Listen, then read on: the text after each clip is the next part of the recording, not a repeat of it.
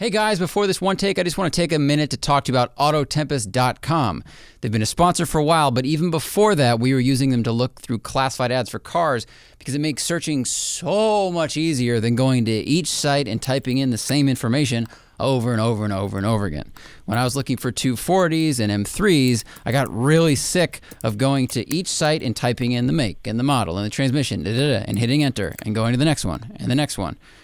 You don't have to do that with Autotempest.com. It's so great. You just go to Autotempest.com, you type in all the information, you hit search, and it brings up all the listings from all the most popular car classified sites to one page. It's great, and I am frankly surprised that more of you don't know it exists. Think of it like one of those bad dating shows where they put all the people in a cabin and they lock the door and they make them fight over roses, okay? In this case, the cars are the people. The producers are Autotempest.com. They push them all to you, and then you decide which one you're going to marry for a while until like the fame and fortune runs out, or reliability becomes an issue, or depreciation. This analogy got weird. Autotempest lets you find and compare cars from AutoTrader, eBay Motors, and all of Craigslist. Lastly, Autotempest is completely free to use, which is why I like it, but they need word of mouth to grow. So if you like it and you know someone is looking for a car, tell them to check it out. It helps them out, it saves them a ton of time, and it's a great resource. Now, enjoy this one take.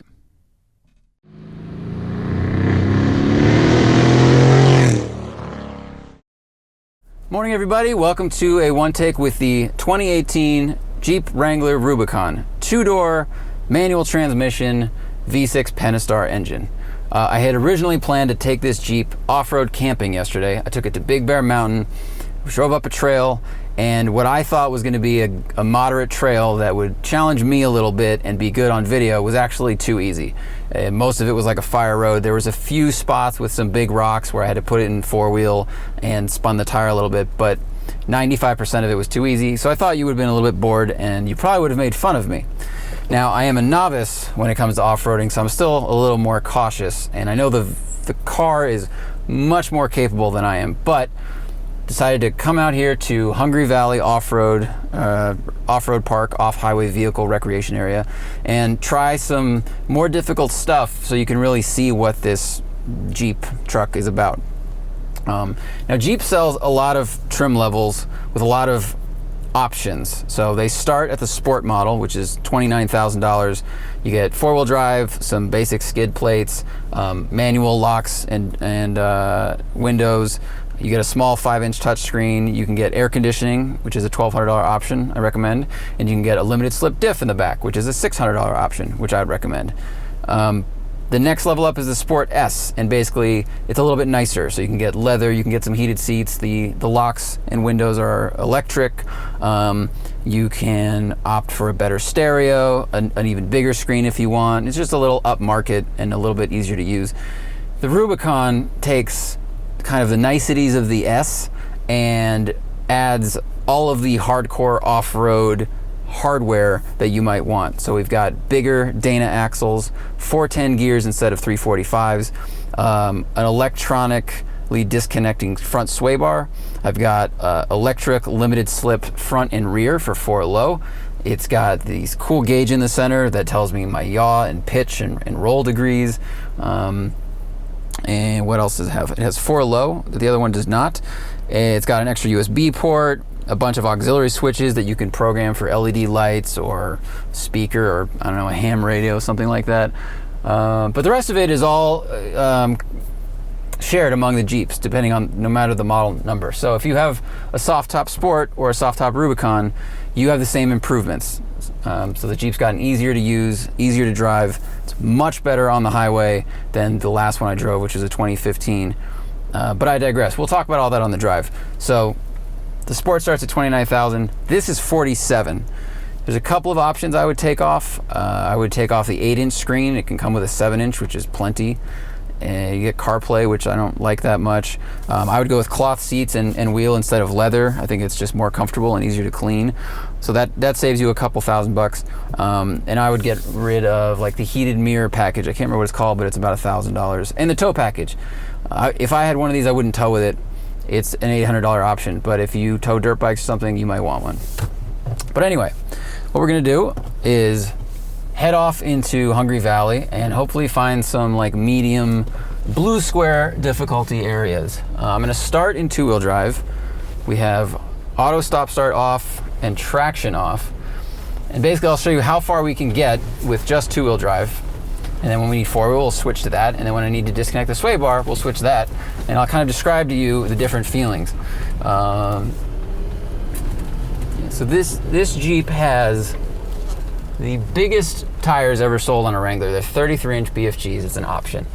Now, if you look ahead, you'll see there's a very large hill. I'll go this way in two-wheel drive, and we'll just see how far we can go. On the way in, we basically had to switch to four-wheel when we started going up a steep hill.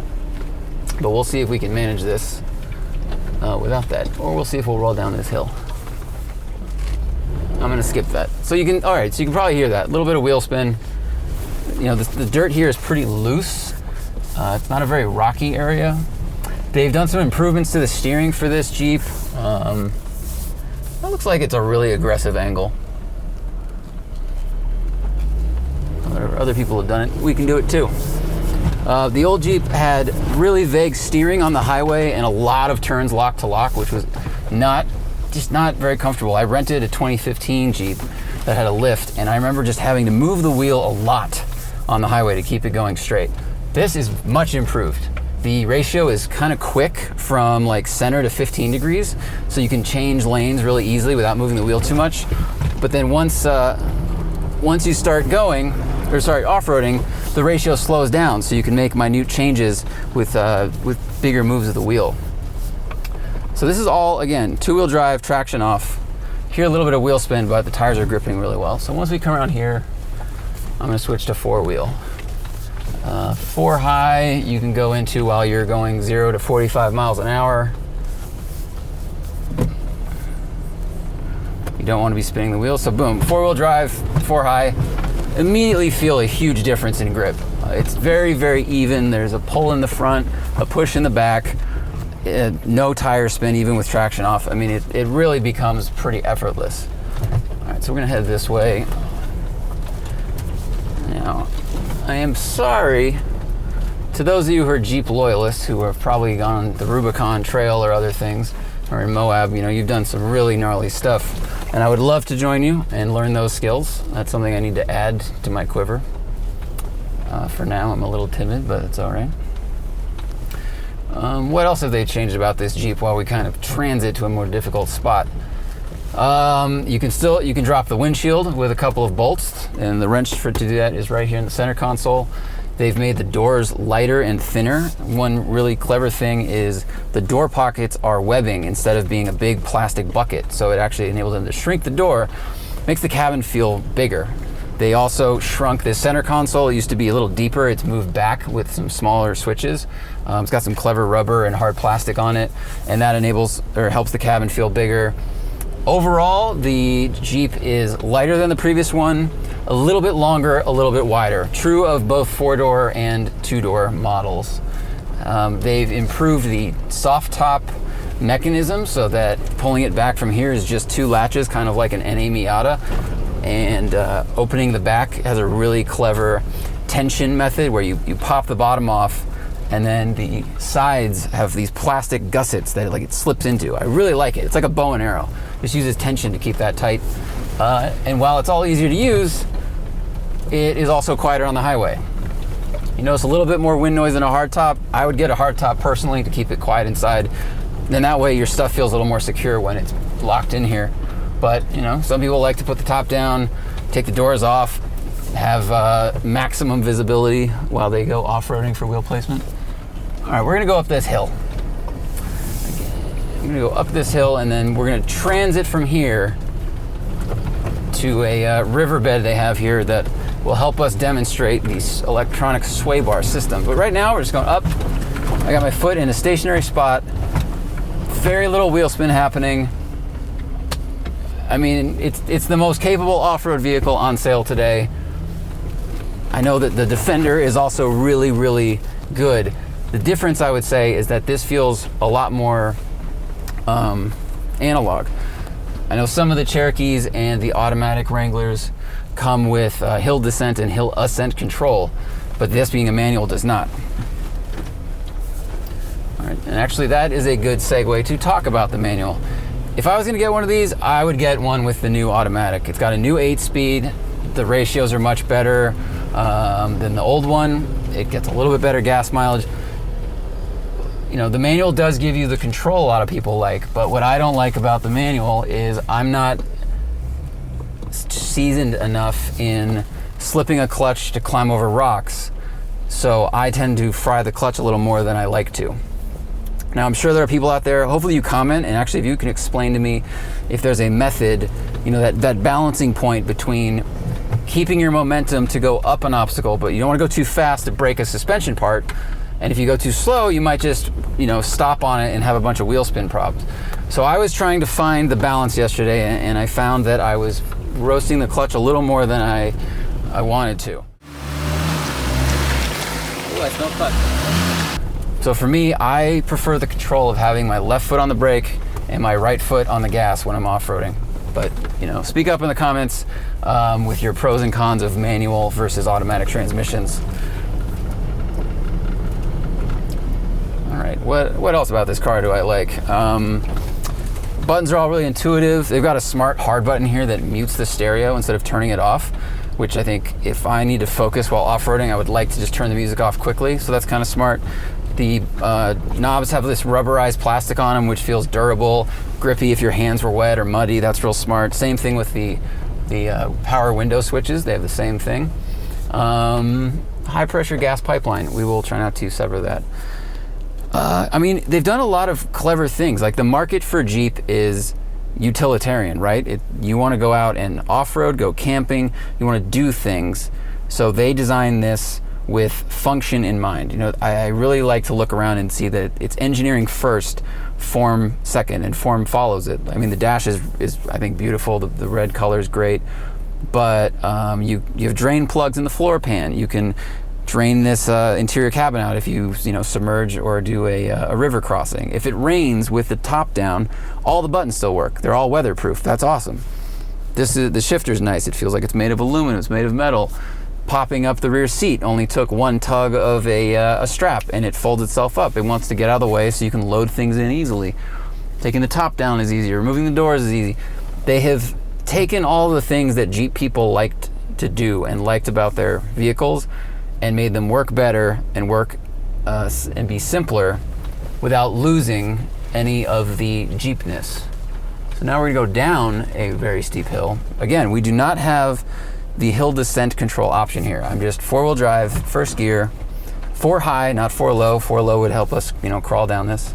So if I let the clutch out, if I come off the brake, we're accelerating. We're rolling at 10, 12 miles an hour now, but I'm really impressed with the brakes. The pedal has a deep travel, but it's got a good amount of feedback and it makes it easier to modulate. If it was a really short stroke pedal, it would be harder to modulate that pressure, because when you're creeping down a rock, the difference in 5% pedal pressure may be the difference between going down the right speed and going down too fast.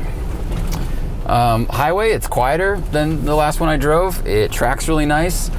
The 2-door is a shorter wheelbase than the 4-door, and I definitely notice it. The 4-door feels like a stiffer sprung Grand Cherokee. Long wheelbase, you sit in between the axles. You don't really feel the bumps when you're going over them. In the 2-door, we're sitting close to the rear axle. Definitely get bounced around more. I would choose a 4-door both for cargo and passenger capacity. And we're gonna head over there.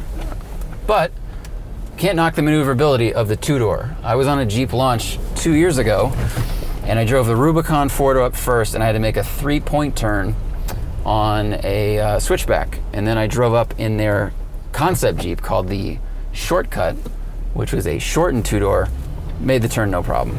So I think if you're shopping for a Jeep, just decide, how much cargo you need and what kind of terrain you go on.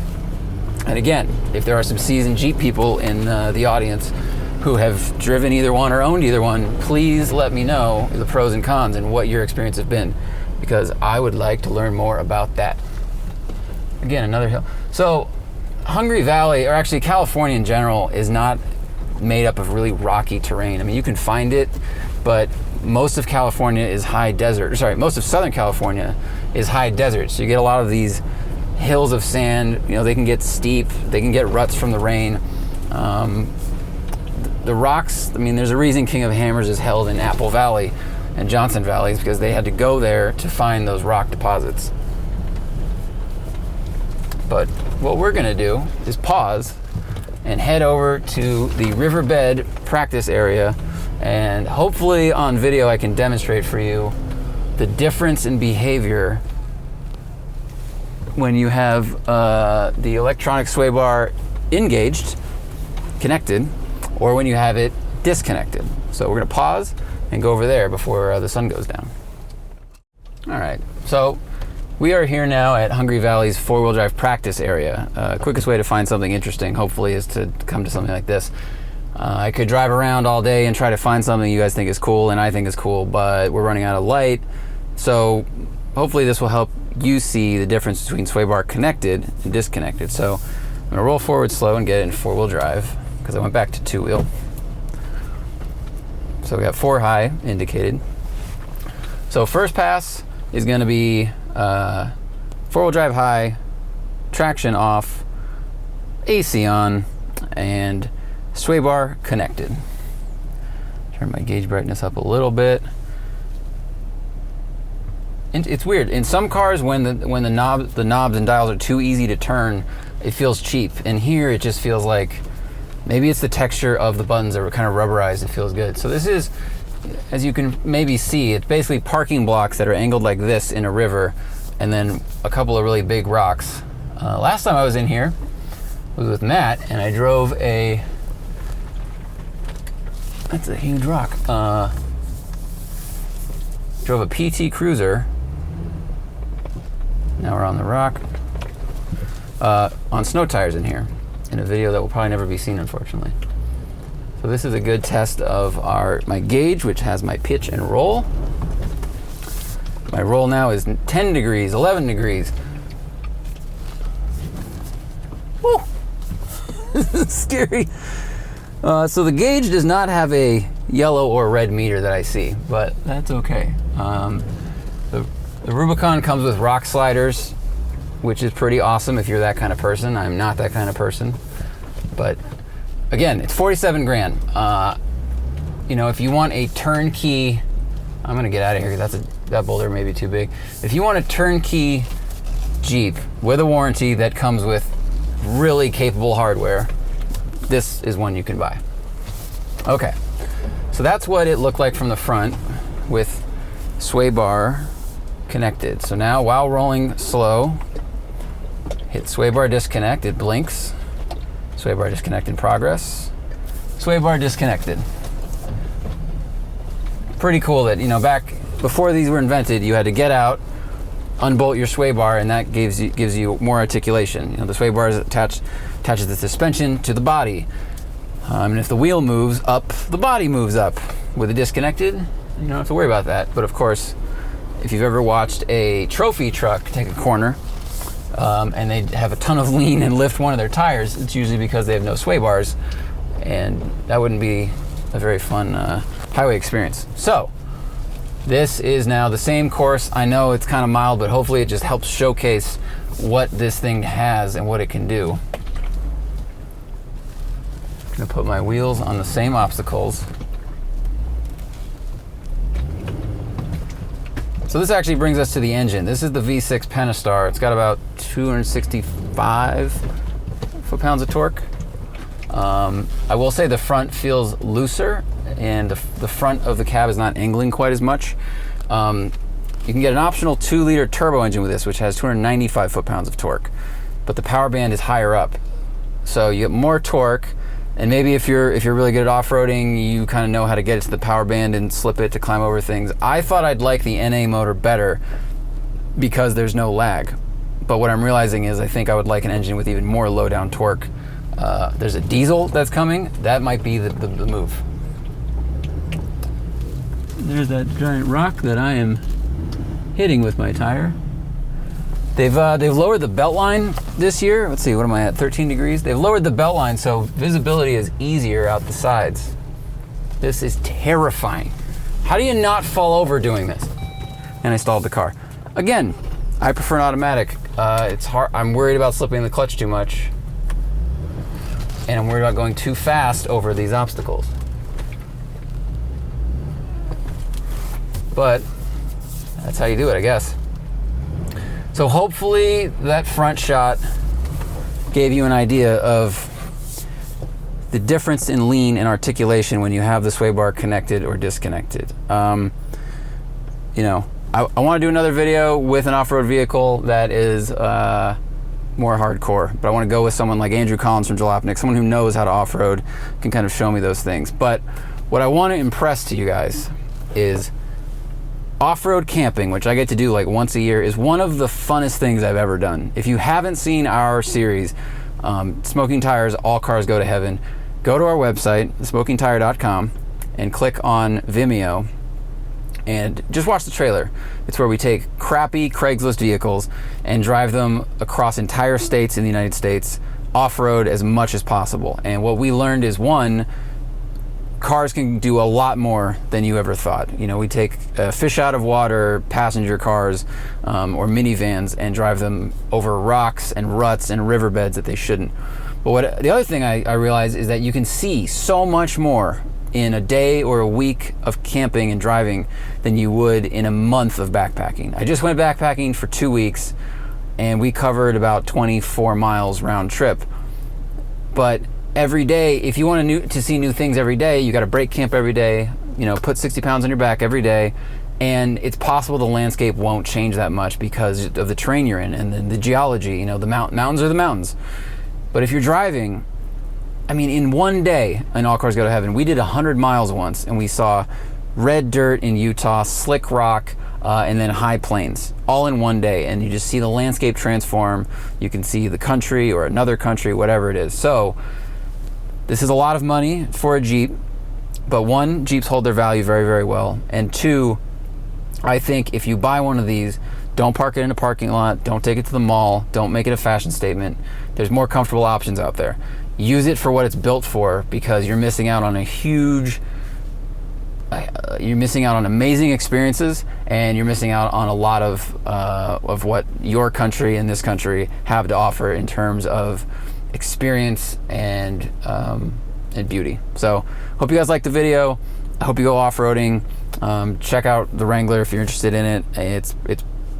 This thing, it does everything. You might be able to do more with less, or do as much with less, but I mean, coming out here, I'm not afraid of anything out here, and I probably should be. So I hope you like watching it. Keep an eye out for our podcast, new one takes, and watch Drive on NBC Sports, where Spinelli takes a Rubicon and rescues me from something.